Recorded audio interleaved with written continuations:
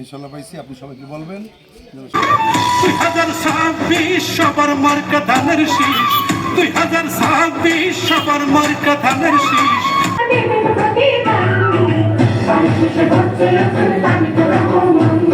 ন্যায্য মূল্যে কৃষি পণ্য পাবেন, বিক্রয়ের সুবিধা পাবেন সরকারিভাবে। কৃষি বিষয় ইনশাআল্লাহ দেবেন কিনা? হ্যাঁ ইনশাআল্লাহ দেবেন। হ্যাঁ মন্ত্রী কইছেন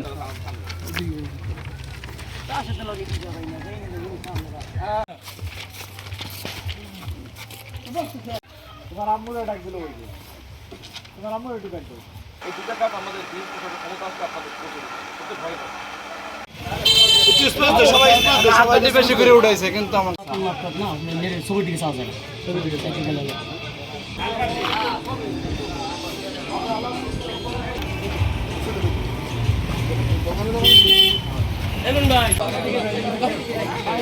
আমি দোকানে ভোটের জন্য আমার মোশারফ ভাই সালাম জানিয়েছে লাগবে এই দিকে না তো আমার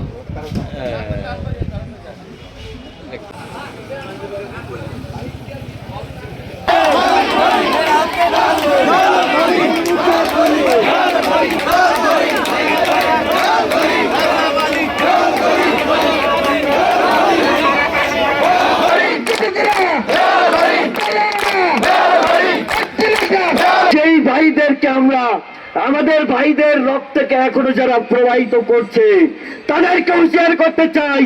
5ই আগস্টের পরে আপনারা দেখেছেন দেশের কি অবস্থা হয়েছে, আপনাদের সেই অবস্থা হবে। সতর্ক হন। জামাতের প্রার্থী এবার 11 প্রার্থী এবার জয় করিও, ভাইরে দেয়াল গরি মার্কায় সিল মারিও, ভাইরে দেয়াল গরি মার্কায় সিল মারিও। ওই সকল মির্জাপুরদের ভাইরে দেয়াল গরি মার্কায় সিল মারিও, রঙ্গবালির দেয়াল গরি ভোট দিবে না।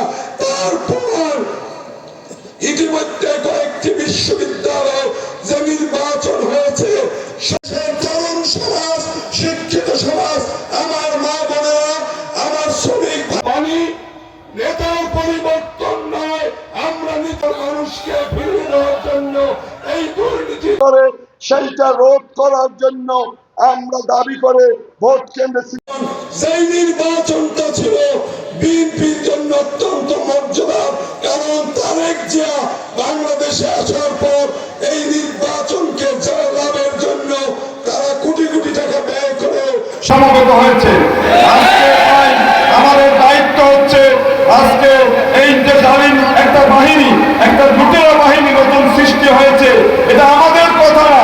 আপনারা লক্ষ্য করবেন আজকে ওই দল, যে দলের সাথে আমিও জড়িত ছিলাম, আমার রাজনীতির 45 বছরের দীর্ঘ সময় আমি কাটিয়েছি সেই দলের সাথে, প্রায় 42 বছর আমি রাজনীতি করেছি ওই বিএনপির রাজনীতি।